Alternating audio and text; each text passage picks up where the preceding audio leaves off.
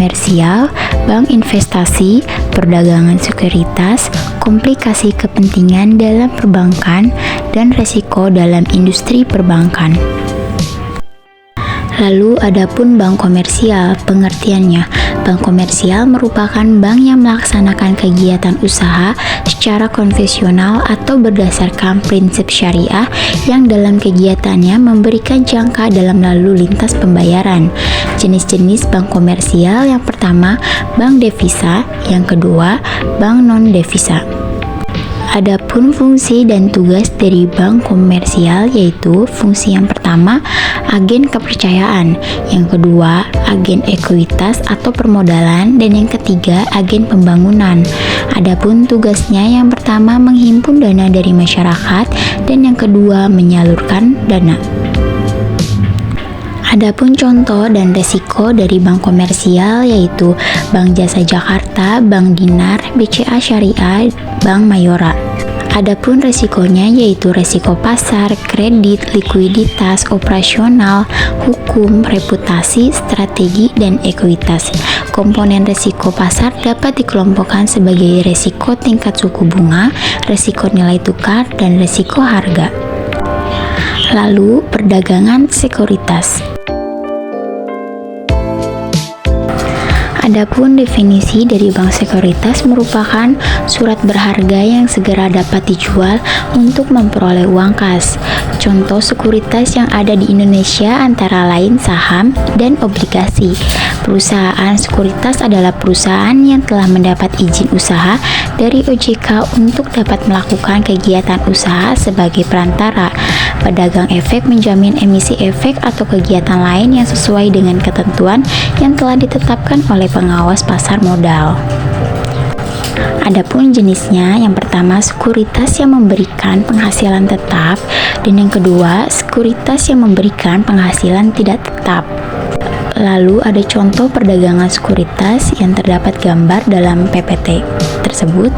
Lalu perhitungan risiko, yang pertama perhitungan risiko aliran kas, yang kedua perhitungan risiko proyek, yang ketiga analisis sensitivitas. Lalu perhitungan resiko aliran kas. Resiko dari suatu proyek investasi diartikan sebagai variabilitas arus kas proyek investasi dari arus kas yang diharapkan dari proyek tersebut. Semakin besar variabilitas arus kas suatu proyek, berarti semakin tinggi resiko proyek tersebut dan sebaliknya. Lalu adapun bank investasi. Bank investasi merupakan lembaga keuangan yang bekerja di bidang keuangan kelas tinggi dengan membantu perusahaan lain untuk mengakses pasar modal dengan tujuan untuk ekspansi atau kebutuhan lainnya. Adapun jenis, fungsi, dan contoh dari bank investasi, jenisnya yang pertama, deposito, tabungan emas, dan yang lainnya.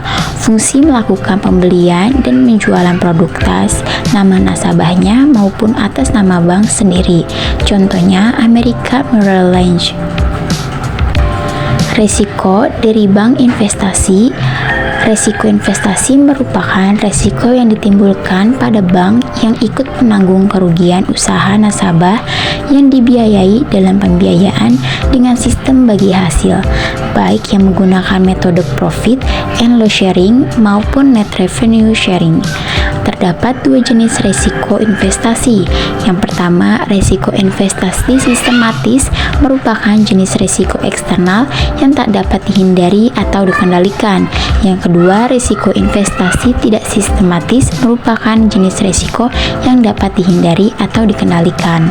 Komplikasi kepentingan dalam perbankan dan risiko dalam industri.